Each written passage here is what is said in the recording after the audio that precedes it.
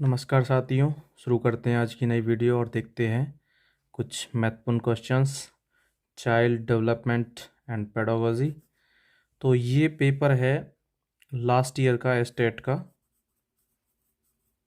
TGT maths का। ठीक है, तो आज ये सॉल्व करेंगे। तो शुरू करते हैं। पहला क्वेश्चन, निम्नलिखित में से कौन सा एक कथन निर्देशन की विशेषताओं एवं प्रकृति के संदर्भ में गलत है। देखो, पिछली वीडियो में मैं तो बता चुका हूँ, गलत कथन वाले, ये टीजीटी का पेपर है। देखो, गलत कथन वाले ज़्यादा क्वेश्चंस पूछे जाते हैं स्टेट में, तो ध्यान रखेंगे इस चीज़ को। तो गलत कथन बताना है किसका, निर्देशन की विशेषताओं एवं प्रकृति के बारे में। ठीक है, तो देखते हैं। निर्देशन किसी व्यक्ति को खुद को समायोजित करने में सहायता करता है, बिल्कुल ठीक है। निर्देशन आत्म दिशा में व्यक्ति के विकास को बढ़ावा देता है, बिल्कुल ठीक है।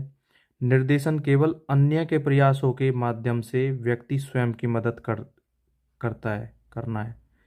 ठीक है, ये इसमें इसका सही ऑप्शन होगा। जो गलत कथन है वो ये है। ठीक है, निर्देशन किसी व्यक्ति को अपना स्थान स्वयं प्राप्त करने में सहायता करता है, ये भी ठीक है।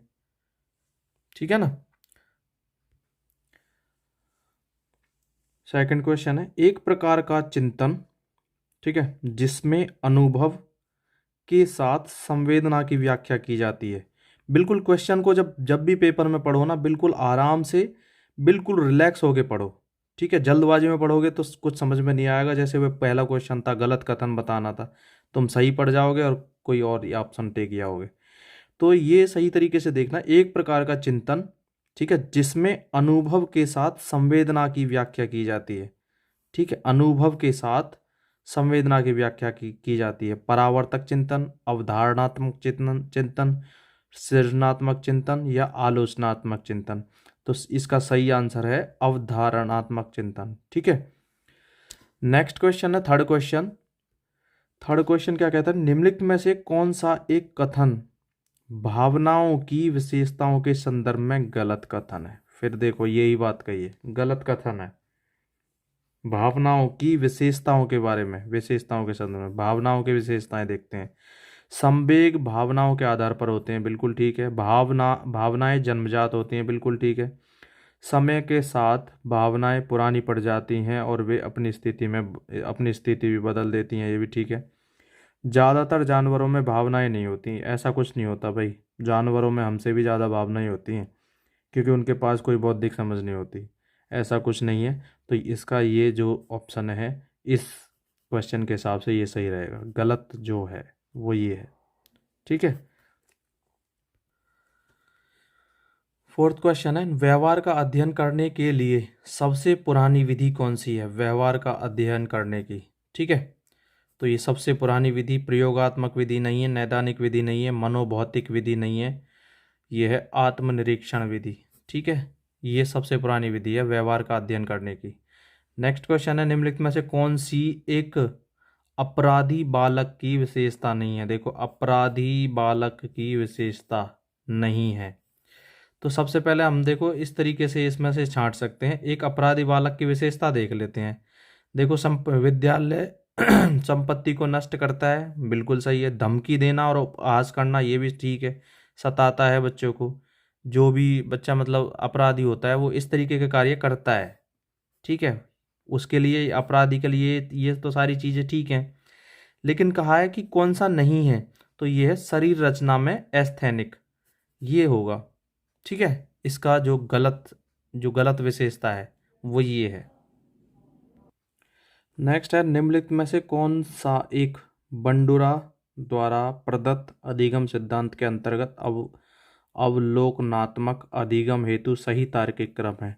तो ये सही तार्किक क्रम कौन सा होगा, ये होगा। ठीक है, अवधानात्मक, ठीक है, धारणात्मक, उत्पादन, अभिप्रेरणात्मक। तो इसको कैसे याद करोगे, ARPM, इस तरीके से इसके कनेक्ट कर लेना भाई, ARPM। ठीक है, तो ये अटेंशनल रिटेंशनल, प्रोडक्शन, मोटिवेशनल, इस तरीके से। ठीक है, ये तो तुम्हें याद ही रखना पड़ेगा। देखते हैं नेक्स्ट क्वेश्चन। किसने कहा कि व्यक्तित्व, जो पर्सनालिटी है, जन्मजात और अर्जित प्रवृत्तियों का योग है? क्या है? जन्मजात और अर्जित प्रवृत्तियों का योग है। यह किसने कहा है? ये परिभाषा है, ये तुम्हें भाई याद करनी पड़ेगी। ठीक है, ये परिभाषा किसने कही है? Personality is the sum total of innate and acquired dispositions. ये याद करना पड़ेगा, ये मार्टिन प्रिंस की है। ठीक है, नेक्स्ट देखते हैं। निम्नलिखित में से कौन सा विकास के संदर्भ में असत्य है? फिर देखो, फिर ऐसा ही क्वेश्चन पूछ लिया है। कम से कम 5-6 क्वेश्चन असत्य है, गलत, ये इस तरीके के पूछे हैं। कौन सी विशेषता नहीं है, ऐसे क्वेश्चंस पूछे जाते हैं। ठीक है, विकास में परिवर्तन निहित होता है। ठीक है, विकासात्मक पैटर्न अपूर्वानुमेय होते हैं, ये इसका सही आंसर है। ठीक है, फिर नेक्स्ट क्वेश्चन है। लड़कियां शारीरिक रूप से लड़कों से श्रेष्ठ होती हैं शैशवावस्था में, उत्तर बाल्यावस्था में, पूर्व बाल्यावस्था में या किशोरावस्था में? तो इसका सही आंसर किशोरावस्था हो जाएगा। नेक्स्ट है। निम्नलिखित में से कौन सी एक विषय वस्तु समग्रवादी मनोवैज्ञानिकों के अध्ययन क्षेत्र की है? ठीक है, तो ये है संज्ञानात्मक प्रक्रियाएं नहीं है, चेतना नहीं है, संपूर्ण रूप से मानसिक और व्यवहारिक प्रक्रियाएं, ये सही इसका आंसर है। ठीक है, नेक्स्ट है। लड़कियों के पितृ प्रेम भाव को फ्रायड ने किससे संबोधित किया है? देखो, लड़कियों का अपने पिता के लिए जो प्रेम भाव होता है, उसको क्या कहते हैं? उसको कहते हैं इलेक्ट्रा भावना ग्रंथि। ठीक है, और जो लड़कों का, ठीक है, और ये जो दिया है लड़कों का अपनी माँ के प्रति, ये होता है ओडिपस भावना। ठीक है, और कैसे याद कर सकते हो, कनेक्ट कर सकते हो? लड़के भाई कमाएंगे तो उन्हें अपनी माँ के लिए क्या लानी पड़ेगी?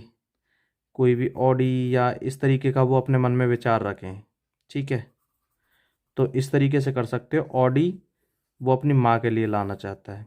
ठीक है, और इलेक्ट्रा लड़कियाँ, ये इस तरीके से तुम रख, एक याद हो जाएगा लड़कों वाला, लड़के अपनी माँ के लिए, और डी इस तरीके से कनेक्ट कर सकते हैं। और ये इलेक्ट्रा तुम याद कर लेना, पितृभाव होता है लड़कियों का।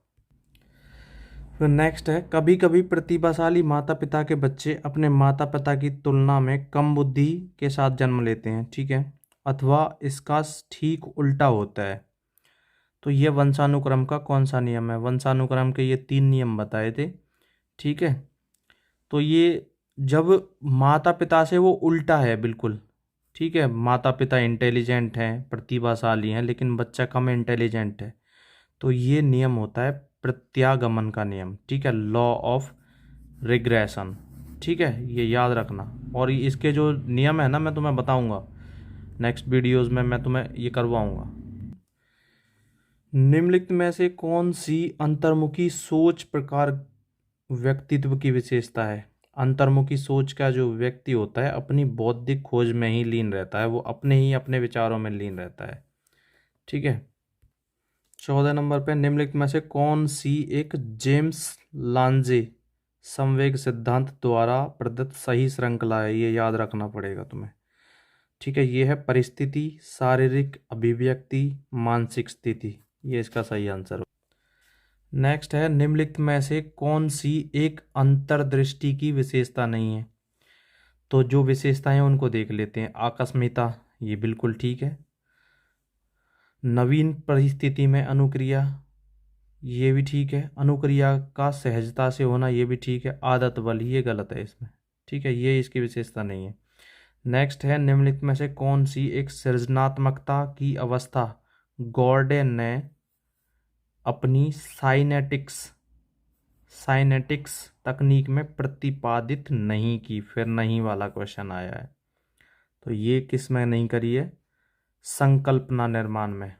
ठीक है, नेक्स्ट। निम्नलिखित में से कौन सी एक विशेषता प्रतिभाशाली बच्चों की दृष्टि से उपयुक्त नहीं है? ठीक है, तेजी से और आसानी से सीखते हैं, बिल्कुल ठीक है, प्रतिभाशाली बच्चे की नहीं है। पहले हम इसकी उपयुक्त विशेषता देख लें। सही विशेषता कौन कौन सी होती हैं? तेजी से और आसानी से सीखते हैं, बिल्कुल ठीक है। प्रतिभाशाली बच्चे जो होते हैं इंटेलिजेंट जो होते हैं, वो जल्दी से ही सीखते हैं, ठीक है। गिफ्टेड जो होते हैं, कठिन मानसिक कार्यों को प्रदर्शित करते हैं, ठीक है बिल्कुल। बहुत प्रकार की जानकारियां रखते हैं जिनके बारे में ज़्यादातर बच्चे जागरूक नहीं होते, ठीक है, ये भी बिल्कुल ठीक है। जो कुछ उन्हें सुना या पढ़ा है उसे बरकरार रखने के लिए उन्हें बहुत अभ्यास की आवश्यकता होती है, ये ऐसा कुछ नहीं है। प्रतिभाशाली बच्चा तो चीज़ को बहुत जल्दी पकड़ लेता है, ठीक है, उसकी पकड़ होती है और वो उस कार्य को जल्दी से जल्दी सीख भी जाता है और आसानी से सीख जाता है। लेकिन जो ये कहा गया है ये बिल्कुल गलत कहा है, ये उपयुक्त नहीं है। जो कुछ उन्होंने सुना या पढ़ा है उसे बरकरार रखने के लिए उन्हें बहुत अभ्यास की आवश्यकता होती है। ये बहुत अभ्यास की आवश्यकता उन्हें होती है जो थोड़े कम बुद्धि वाले होते हैं, कम प्रतिभाशाली बच्चे होते हैं, ठीक है। तो ये सही आंसर होगा। वह संधि अवस्था का आयु विस्तार क्या होता है? तो ये होता है 11 से 16 वर्ष, ठीक है, 11 से 16। तो नेक्स्ट है, निम्नलिखित में से कौन सा एक बुद्धि के निष्पादन परीक्षण का प्रकार नहीं है? तो ये भाई याद करने पड़ेंगे तुम्हें, परीक्षण, बुद्धि के परीक्षण जो हैं सारे एक बार मैं चलो करवाऊंगा। तो ये अल्फा, आर्मी अल्फा परीक्षण है, ठीक है। जीन पियाजे के अनुसार, भाई जीन पियाजे, पीजीटी, टीजीटी, पीआरटी, हर पेपर में जीन पियाजे मिलना ही मिलना है। और तुम भी ये बात याद रखना आपकी बार भी कि तुम्हें पेपर में जीन पियाजे का एक आधा क्वेश्चन, 1 से 2 क्वेश्चन तुम्हें मिलेंगे ही मिलेंगे। जीन पियाजे के अनुसार बच्चा किस आयु वर्ग में अमूर्त तर्क विकसित करता है? अमूर्त तर्क, तो ये लास्ट वाली स्टेज ही है 11 से 14 वर्ष में, ठीक है। अमूर्त चीज़ों को वहीं से।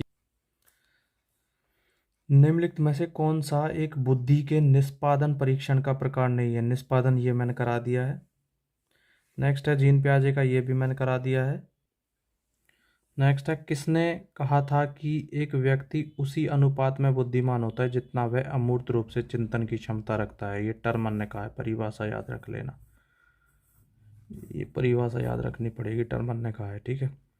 बच्चों के भीतर छुपे सामवेगिक घुटन एवं शक्तियों को बाहर निकालने की प्रक्रिया को क्या कहते हैं? ये कहते हैं सामवेगिक विरेचन, ठीक है। नेक्स्ट, निम्नलिखित में से कौन सी एक गतिविधि जिज्ञासा मूल प्रवृत्ति को संतुष्ट करने के लिए उपयुक्त नहीं है? फिर उपयुक्त नहीं है, नहीं वाला आ गया। तो विद्यार्थियों के प्रश्नों का उत्तर देना, ये तो उपयुक्त होनी चाहिए। जिज्ञासा को शांत करना, समस्या समाधान करना, कक्षा में विचार विमर्श करना, कक्षा अथवा विद्यालय में गौरवपूर्ण स्थिति प्रदान करना, ये इस तरीके का कुछ भी नहीं होना चाहिए। रूढ़सा स्याही धब्बा परीक्षण, ये भाई परीक्षण इंपॉर्टेंट है। कितने कार्ड निर्धारित होते हैं और ये परीक्षण किसने दिया, इस तरीके से भी ये याद करने पड़ेंगे, ठीक है। तो इसमें कार्ड्स कितने होते हैं? 10 कार्ड्स होते हैं। तो भाई ये क्वेश्चन जो है रोड से अध्यायी स्याही धब्बा परीक्षण, इसमें कार्ड तो होते हैं 10, ठीक है। इन 10 कार्ड में से 5 कार्ड काले होते हैं, सफ़ेद 2 कार्ड होते हैं काले व लाल रंग के, और 3 कार्ड पर कई रंगों के स्याही के धब्बे बने होते हैं, ठीक है। इस तरीके से ये 10 कार्ड होते हैं। और ये परीक्षण इम्पोर्टेंट ये है कि ये परीक्षण दिया किसने? ये दिया है हरमन रोरसा ने, हरमन रोरसा ने, ठीक है, जो कहाँ के थे? स्विट्जरलैंड के थे, ठीक है। कहाँ से बिलोंग करते थे? स्विट्जरलैंड से। और एक इम्पोर्टेंट क्वेश्चन ये बनता है इसमें से कि कितनी आयु के बच्चों के लिए था? तो ये था 13 से 19 वर्ष की आयु के बीच के बच्चों के लिए था, 13 से 19 वर्ष की आयु के बच्चों के लिए था। और इस परीक्षण को क्या कहा जाता है? संस्कृति मुक्त परीक्षण भी कहा जाता है, ठीक है। संस्कृति मुक्त परीक्षण भी कहा जाता है। देखो दूसरा नाम संस्कृति मुक्त परीक्षण रोरसा स्याही धब्बा परीक्षण का दिया किसने? हरमन रोरसा ने, स्विट्जरलैंड से बिलोंग करते हैं। एज इसकी है 13 से 19 वर्ष, जो 13 से 19 वर्ष के बच्चों पर किया जाता है। कार्ड इसमें 10 होते हैं। तो देखते हैं नेक्स्ट क्वेश्चन, शैक्षिक मनोविज्ञान के पिता, भाई पिछली वीडियो में कराया था और शायद ये मेरे हिसाब से पीजीटी में आया था, मैंने नीचे जो आंसर दिया था उसमें बताया था। शैक्षिक मनोविज्ञान का पिता थॉर्नडाइक को कहा जाता है। ठीक है, फिर है सोशियोमेट्रिक तकनीक का आविष्कार किसने किया? सोशियोमेट्रिक तकनीक, ठीक है, ये किया है J.L. मोरेनो ने। J.L. तो ये विधि किसने दी है? J.L. मोरेनो ने दी है, और ये 1934 में दी थी भाई। ठीक है, 1934 में। और इसमें क्या किया जाता है? बालकों के सामाजिक गुणों के मापन के लिए किया जाता है। ये तकनीक जो है बच्चों के सामाजिक गुणों को मापने के लिए, सामाजिक गुणों गुणों को देखा जाता है। ठीक है, के मापन के लिए या गुणों को देखा जाता है। ठीक है, जो भी है, इस तरीके से है ये। नेक्स्ट है एरिक्सन के अनुसार, आता है क्वेश्चन ये भी, व्यक्ति के मनोसामाजिक विकास की चौथी अवस्था कौन सी होती है? तो ये चौथी अवस्था ये होती है, और इसकी सारी अवस्थाएं ना याद करनी पड़ेंगी। ठीक है, परिश्रम, प्रियता बनाम हीनता, ये इसकी चौथी अवस्था है।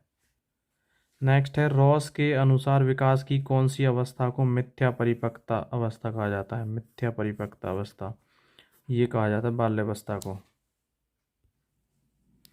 नेक्स्ट है जब कोई व्यक्ति अपने विचारों और क्रियाओं को किसी दूसरे व्यक्ति के अनुरूप बनाना शुरू कर देता है जिसका वह अनुकरण करना चाहता है, तो इस प्रकार की क्रिया कौन सी प्रकार की रक्षा युक्ति कहलाती है? ये होता है तादात्मीकरण। ठीक है, आइडेंटिफिकेशन।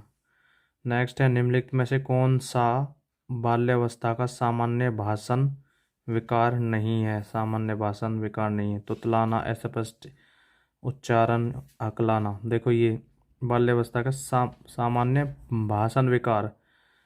सामान्य भाषण विकार में देखो तुतलाना विकार है भाषण में, अस्पष्ट उच्चारण ये भी विकार है, हकलाना भी विकार है, लेकिन ऊर्जा की कमी ये नहीं कह सकते हम।